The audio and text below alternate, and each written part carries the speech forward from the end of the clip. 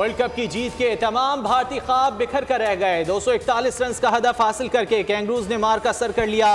Kangaroos ने आलमी cup 6 विकेटों से अपने नाम किया। छठी बार क्रिकेट के सुल्तान का ताज सर पर सजा लिया। ट्रेविस हेड की शानदार सेंचुरी ने भारतीय गुरूर को खाक में मिला दिया।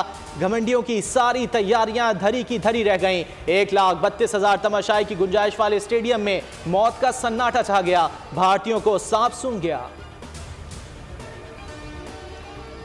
क्रिकेट वर्ल्ड कप में कई रिकॉर्ड टूटे, कई नए नाम रिकॉर्ड बुक की जीनत बने।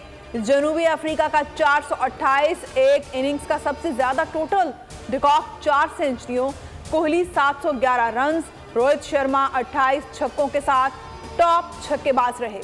फखर जमान 11 छक्कों के साथ टूर्नामेंट के सबसे नुमाया नाम रहे। मोहम्मद शामी 23 विकेटों के साथ बेस्ट बॉलर करार। सब्सक्राइब करें और बेल दबाएं ताकि कोई खबर रह न जाए।